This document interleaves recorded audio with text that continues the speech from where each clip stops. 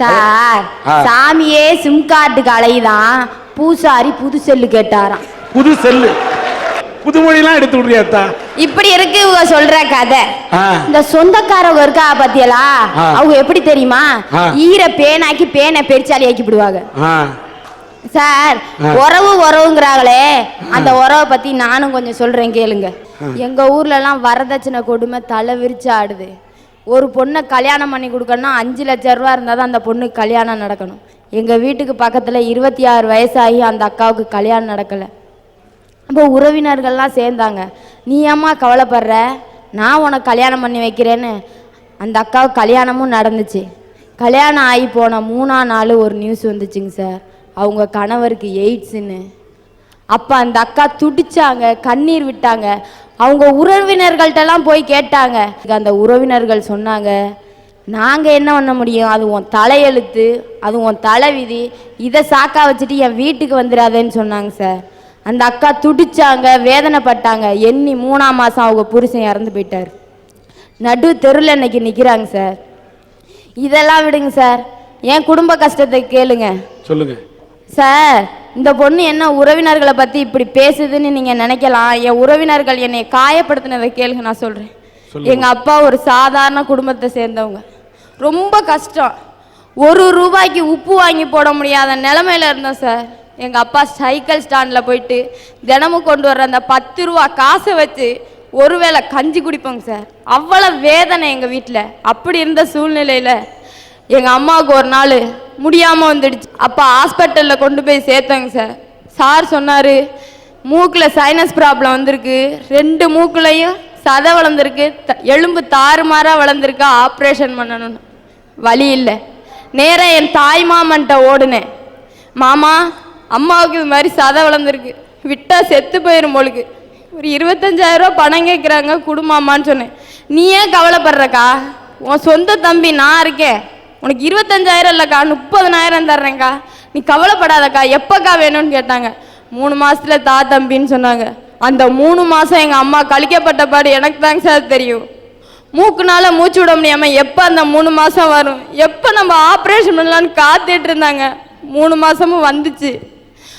ஆப்ரேஷனுக்கு ரெடியெல்லாம் பண்ணிட்டு எங்கள் அம்மா போய் எங்கள் மாமாட்ட கேட்டாங்க, தம்பி ஆப்ரேஷனுக்கு பணம் தர்றேன்னு சொன்னியேப்பா, கொடுப்பான்னு. நீ யாருன்னு கேட்டாங்க சார். நீ யாருன்னு கேட்டாங்க. எங்கள் அம்மா துட்டிச்சாங்க. டே நம்ம கூட பிறந்தவடான்னு கேட்டாங்க. அதுக்கு எங்கள் மாமா என்ன சொன்னாங்க தெரியுமா, நீ என் கூட பிறந்தவளா, கூட பிறந்தா பணம் வந்துடுமா, நீ செத்தாலும் பரவாயில்ல பொழைச்சாலும் பரவாயில்ல, என் வீட்டை காலி பண்ணின்னு சொல்லிட்டாங்க சார். எங்கள் அம்மா சுருண்டு வந்து படுத்தாங்க, மூக்குனால மூச்சு விட முடியல.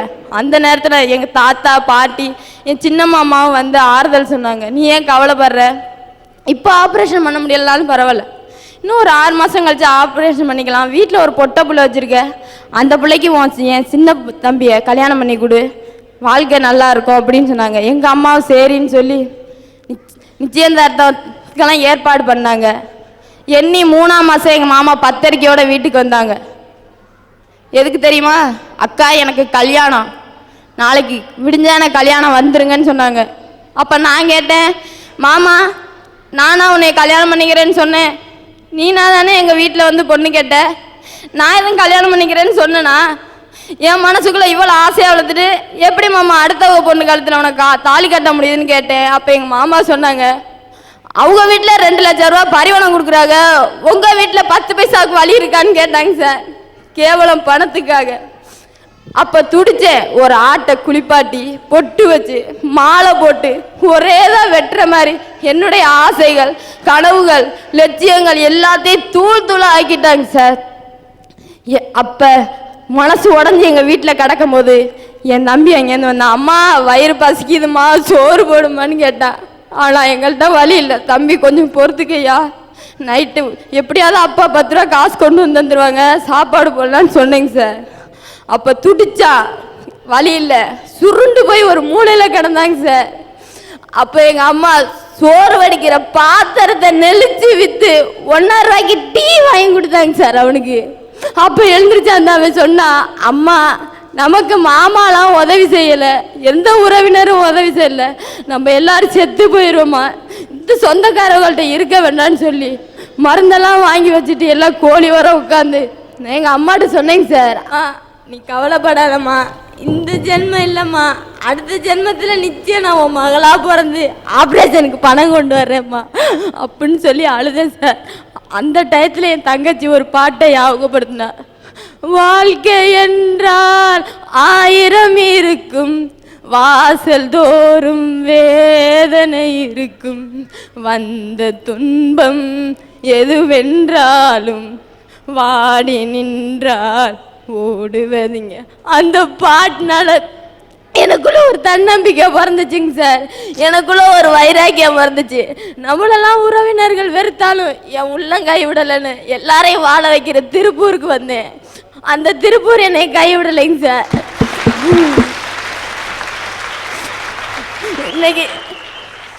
இன்னைக்கு நானும் ஒரு கம்பெனியில் சேர்ந்து மாதம் என் செலவு போக எங்கள் வீட்டுக்கு 1000 ரூபா பணம் அனுப்புகிறேன். அந்த பணத்தை வச்சு ஏதோ 3 வேளை இல்லைனாலும் ஒரு வேளை வயிறார எங்கள் அம்மா அப்பா சாப்பிட்றாங்க சார். ஆனால் எங்கள் அம்மா எங்கே அந்த ஒரு வேளையும் சாப்பிட்டா மூச்சு விடாமல் போயிருமோன்னு நினச்சிக்கிட்டு அந்த சாப்பாடையே 2 நாளைக்கு ஒரு தடவை தான் சார் சாப்பிடுவாங்க. அவ்வளோ கஷ்டம் நஷ்டம். ஆனால் எனக்கு நம்பிக்கை இருக்குங்க சார். நிச்சயம் 5 வருஷம் இல்லைங்க சார், 10 வருஷம் ஆனாலும் எங்க அம்மா ஆபரேஷனை முடிச்சிட்டு தான் நான் கல்யாணம் பண்ணிக்கன்னு ஒரு லட்சியத்தோட வாழ்ந்துட்டு இருக்கேங்க சார். ஆனா அது வரைக்கும் எங்க அம்மா உயிரோட இருக்கணும்னு ஒவ்வொரு நாளும் கடவுள்கிட்ட நான் வேண்டிட்டு இருக்கேங்க. நிச்சயமாக உன்னுடைய பிரார்த்தனை பலிக்கும். உன்னுடைய தாயாருடைய அந்த அறுவை சிகிச்சைக்கு நிச்சயமாக நல்ல இதை படைத்தவர் உனக்காக உதவுவார்கள். இந்த ஆபரேஷன் என்ன செலவு நினைக்கிறேமா?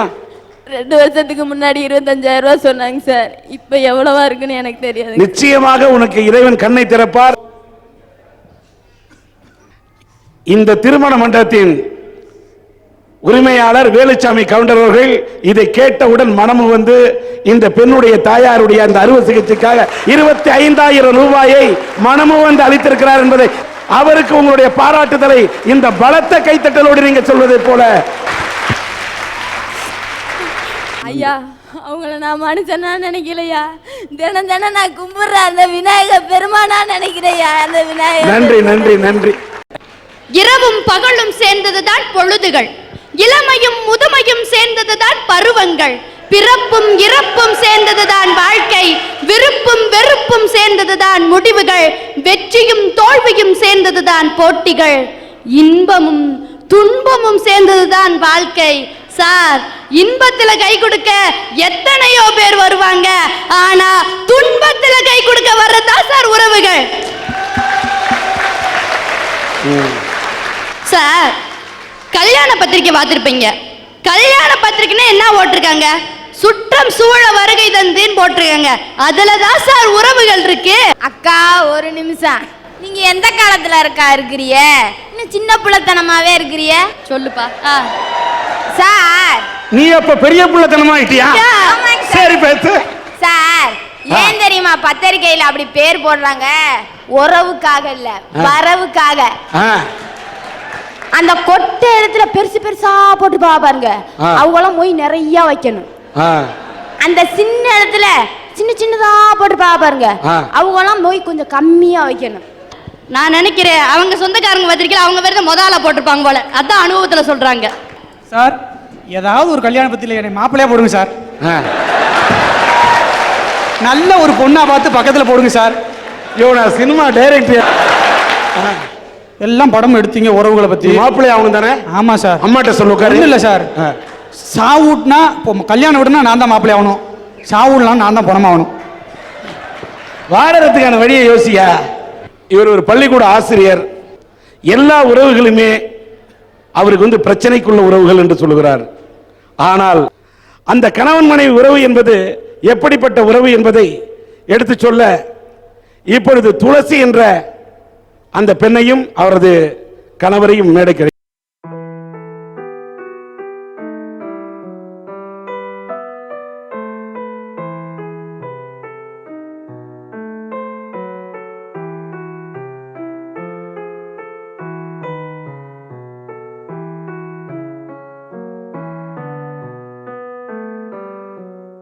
சொல்றாங்க உறவு உதட்டளவுல மட்டும்னே.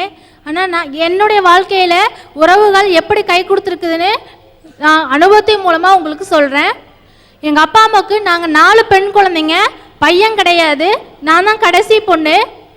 எனக்கு போலியோ அட்டாக் ஆகிருக்கு. முதலையே எங்கள் அப்பா லாரி ஆக்சிடெண்ட்டில் இறந்துட்டாரு. நாங்கள் 4 பொண்ணுங்க. எங்கள் அம்மா எங்கள் அப்பாவோட பணத்தோட அனாதையாக நின்னப்போ எங்கள் பெரியப்பாங்கிற உறவு தான் சார் அங்கே வந்தது. எங்களுக்கு கை கொடுத்தது. எங்கள் அக்காங்களுக்கு முன்னாடி நின்று கல்யாணம் பண்ணி வச்சாரு. ஒரு வீட்டுக்கு மருமகளாக போனாக்கா அந்த மருமக தான் அந்த அத்தைக்கும் மாமாவுக்கும் பணிவிடை செய்வாங்க. ஆனால் எங்கள் வீட்டில் எங்கள் அத்தையும் மாமாவும் என்னையும் உட்கார வச்சு எனக்கு பணிவிடை செய்வாங்க. இந்த நேரத்தில் எங்கள் வீட்டுக்காருக்கு ஆக்சிடெண்ட் ஆயிடுச்சு. கால் எலும்பு முடிஞ்சிருச்சு. எல்லாரும் பரிதாபப்பட்டாங்க. எனக்கு இப்படியே இருக்கு, அவருக்கு இப்படியே இருக்கு, எப்படி குடும்பம் உடனே எல்லாரும் பரிதாபிச்சப்போ எங்கள் மச்சாண்டாருங்கிற உறவு நான் கொஞ்சம் நாங்கள் இருந்த நகைகளையும் விற்று பணத்தை கொண்டு வந்தாரு. எங்கள் கொழுந்தனார் என்னும் உறவு வேலை செய்கிற இடத்துலேருந்து அட்வான்ஸ் வேணுந்து அப்பயே கொடுத்தாருங்க.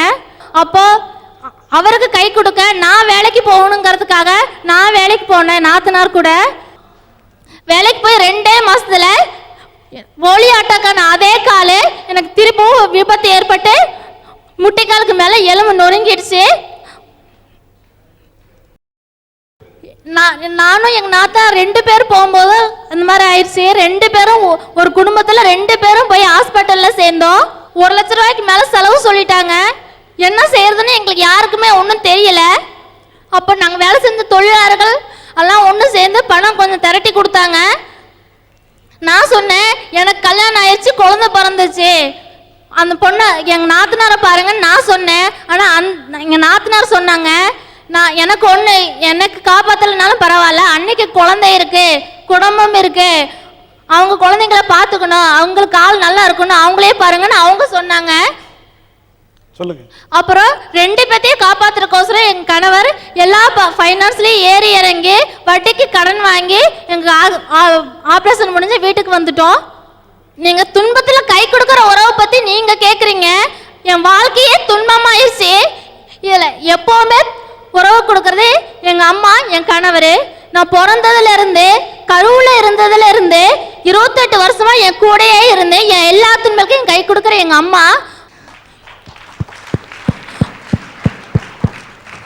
அப்புறம் என் கணவர் அந்த ஆண்டாளுங்கிற தெய்வம் கூட தவம் செஞ்சு விரதம் இருந்துதான் ஒரு தெய்வத்தை மணஞ்சாங்க. ஆனா சாதாரண மனுஷியானா எந்த தவம் செய்யாமலேயே ஒரு தெய்வத்தை கல்யாணம் செஞ்சிட்டு இருக்கேன்.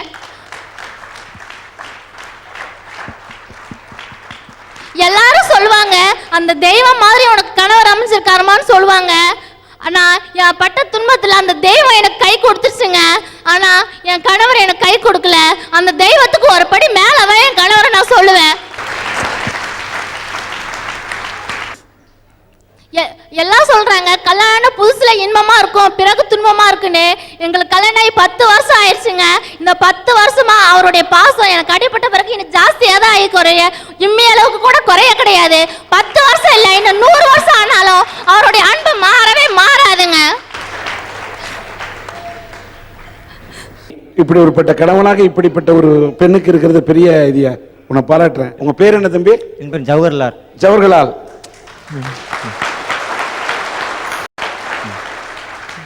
நீங்க என்ன நினைக்கிறீங்க ஜவஹர்லால், சொல்லுங்க. வேற ஒரு நல்ல பெண்ணை மறந்திருந்தால் இந்த அளவுக்கு வாழ்ந்திருப்பான்னு தெரியாது. இந்த பொண்ணை கட்டிக்கிட்டதில் நான் ரொம்ப நல்லா வாழ்றேன். இன்னும் இந்த ஜென்மம் இல்லை, 7 ஜென்மம் எடுத்தாலும் இதே பொண்ணு தான் எனக்கு மனைவி வரணும். இந்த பெண்ணுடைய இந்த துளசியின் கண்ணீர் நிச்சயமாக துடைக்கப்படும் என்று உறுதியாக நான் நம்புகின்றேன். சவுத் லாட்டரி மூலியமாக 15,000 அவர்களுக்கு அன்பளிப்பாக கொடுக்கணும். 15,000.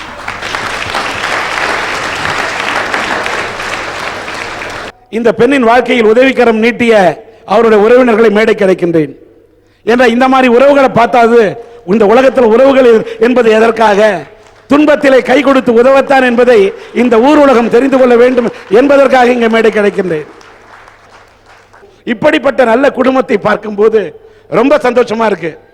குடும்ப உறவுகள் என்பது எப்படி பலம் வாய்ந்தது என்பதற்கு உதாரணமாக இந்த குடும்பத்தை பார்க்கின்ற போது நிச்சயமாக இங்கே இருப்பவர்கள் கைத்தட்டி இவர்களை பாராட்ட வேண்டும் என்று கொள்கிறேன். ரொம்ப நன்றி. நன்றி. மண்ணுக்கு மரம் பாரமா, மரத்துக்கு இலை பாரமா, கொடிக்கு காய் பாரமா, பெற்றெடுத்த குழந்தை தாய்க்கு பாரமா. மண்ணுக்கு மரம் பாரமா, மரத்துக்கு இலை இப்பொழுது இங்க இருக்கக்கூடிய இந்த அரங்கத்தில் இருக்கிறவங்க எல்லாரும் நெகிழ்ந்தாங்க. சில பேருக்கு ஆனந்த கண்ணீர். என் கண்களில் வந்தது இப்ப ஆனந்த கண்ணீர் தான். இங்க உறவுகள் எதற்காக என்ற தலைப்பில் 4 பேர் 4 விதமா பேசினாங்க. மாமனார் ஒரு நார், நாத்தனார் ஒரு நார், கொழுந்தனார் ஒரு நார். இவர்களால் கல்யாணமாகக்கூடிய ஒரு பெண்ணோட வாழ்க்கை நார் நார் ஆகுதுன்னு இந்த பெண் நார் நாராக கிழித்தார். ஆனால் நான் இங்கே பார்த்தேன், கொழுந்தனார் எந்த அளவுக்கு உதவினார், நாத்தனார் எந்த அளவுக்கு உதவினார், மாமனார் எந்த அளவுக்கு உதவினார் என்பதை துளசியின் வாழ்க்கையை இங்கே பார்த்தேன். ஆக இந்த நாரை பார்க்கும்போது ஒரு ரோஜா பூவை பறிக்கிறோம், மல்லிகை பூவை பறிக்கிறோம். அந்த மல்லிகையும் ரோஜாவையும் கட்டுவதற்கு, மாலையாக கட்டுவதற்கு நார் தேவைப்படுகிறது. அதை போல ஒரு பெண்ணின் வாழ்க்கையை மாலையாக ஆக்குவதற்கு இந்த மாமனார், நாத்தனார், கொழுந்தனார் உறவுகள் தான் தேவை என்பதை இந்த மண் உணர்ந்து வைத்திருக்கின்ற காரணத்தால் தான் இப்படிப்பட்ட குடும்பமும் இந்த மண்ணிலே இருக்கிறது. இங்க நல்ல கணவன் நல்ல மனைவி இருந்தா கூட பரவாயில்ல, தன்னுடைய மனைவி கால் ஊனம், ஊனம் என்று சொல்லவே எனக்கு நாக்கு கூசுகிறது. ஆனால் தன் தாரத்தை பாரமாக நினைக்காமல், தாரத்தை நடக்க விடாமல் சுமந்து சென்றானே ஒரு கணவன். தங்கப்பதக்கம் படத்துல தன் மனைவியை நடக்க முடியலன்னு அந்த சக்கர வண்டியில வச்சு நடிகர் திலகம் சிவாஜி கணேசன் அவர்கள் KR விஜய் வைத்து தள்ளி கொண்டு பாடுவார். அத சினிமால மட்டும் தான் பார்க்க முடியும், நிஜ வாழ்க்கையில பார்க்க முடியாதுன்னு நினைக்காதீங்க. நிஜத்திலும் இப்படிப்பட்ட உறவுகள் இருந்து கொண்டுதான் இருக்கிறது. இங்கே ஒரு பிரகாசத்தை பார்த்தேன். பிரகாஷ் அவருடைய வாழ்க்கையில் அவருடைய தாய் எந்த அளவுக்கு உதவியாக இருந்திருக்கிறார், அவருடைய சித்தப்பா எந்த அளவுக்கு உதவியாக இருந்திருக்கிறார். நல்ல உறவுகள் சிலருடைய வாழ்க்கையில இருக்கிறது. சிலரோட வாழ்க்கையில மட்டும்தான் அங்க கண்ணீர் வடிச்சது அந்த பெண்மணி, கதர்னது அந்த அம்மா. கரெக்ட். கைவிட்ட தாய்மாமன் உறவை அந்த பெண் சொன்னார். கைவிட்ட தாய்மாமன் உறவை சொன்னாலும் அடுத்த ஜென்மத்திலாவது என்னுடைய தாய்க்கு நான் மகளாக பிறந்து அறுவை சிகிச்சை செய்வேன் என்று சொன்னாயே, இதுவும் கூட தாய் மகள் உறவு தானே. இந்த உறவு துன்பத்தில் கை கொடுக்கிறதா இல்லையா? உதவாத உறவை நீ எண்ணி பார்க்கிறாய், உன் தாய்க்கு உதவும் உறவா நீ இருக்கிறாயே, உன்னை நான் எண்ணி பெருமைப்படுகிறேன். துன்பத்தில் கை கொடுப்பதுதான் உறவு. இந்த துளசியோட கணவன் ஜவஹர்லால்னு ஒருத்தர் வந்தார். அந்த பெண்ணை ஊனமிட்டு இருந்தாலும் அவர் வச்சு தாங்குவேன்னு சொன்னாரு. அதை பார்த்தப்ப எனக்கு என்ன தோணுது தெரியுமா?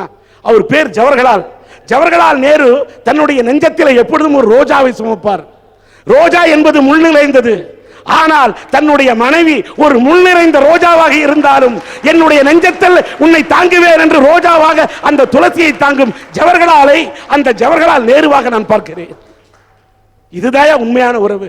எல்லாத்துக்கும் மேலங்க எத்தனை பிள்ளைங்க தான் பெத்த தாய் தந்தை உதறிட்டு முதியோர் இல்லத்துக்கு அனுப்பிச்சிட்டாங்க அப்படிங்கிறத இங்க மேடையில் அந்த முதியோர்கள் சொன்னப்ப நம்ம எல்லாருமே வேதனைப்பட்டோம். அப்படிப்பட்ட உறவுகளை நினைச்சு நம்ம வெக்கப்பட்டே தீரணும். ஆனால் அதை பார்க்கும்போது பிள்ளைகளே, உங்களை பெற்றெடுத்த தாய் தந்தையை உதறி விடாதீர்கள். தாய் இல்லாமல், வாய் இல்லாமல் மனிதனால் பேச முடியாது, தாய் இல்லாமல் உலகத்திலே பிறக்க முடியாது.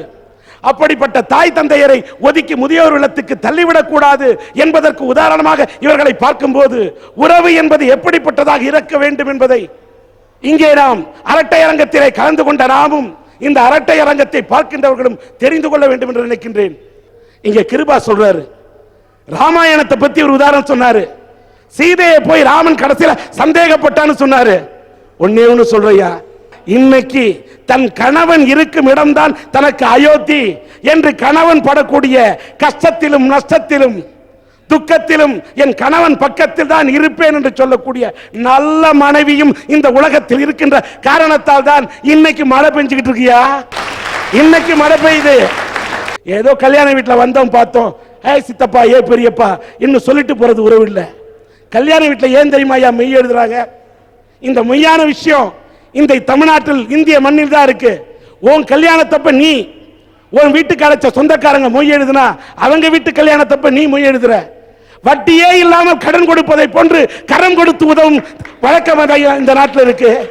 அதுதான் உறவு. இங்க இவ்வளவு பேர் கஷ்டப்பட்டாங்கன்னு இவ்வளவு உதவிகளை அள்ளி வழங்குனீங்களே, இவங்களுக்கு அவங்களுக்கு என்னையா உறவு? மனித நேயம். போகும்போது யாரும் கொண்டு போறதுக்கு ஒண்ணுமே இல்லை. எல்லா மனிதனும் போகும்போது எதையும் கொண்டு போக முடியாது. போகும்போது புண்ணியத்தை மட்டும்தான் கொண்டு சொல்ல முடியும். அதனால கணவன் மனைவி உறவு என்றாலும், தாய் மாமன் உறவு என்றாலும், சித்தப்பன் பெரியப்பன் உறவு என்றாலும், மாமனார் நாத்தனார் கொழுந்தனார் என்று எந்த உறவாக இருந்தாலும் ஒவ்வொரு உறவிலும் ஒரு அர்த்தம் இருக்கு. நீங்க துன்பத்தில் அடுத்தவங்க கஷ்டப்படும் போது கை கொடுத்தாதான் உங்களுக்கு துன்பத்தில் நீங்க கஷ்டப்படும் போது அந்த உறவு கை கொடுக்க வரும்.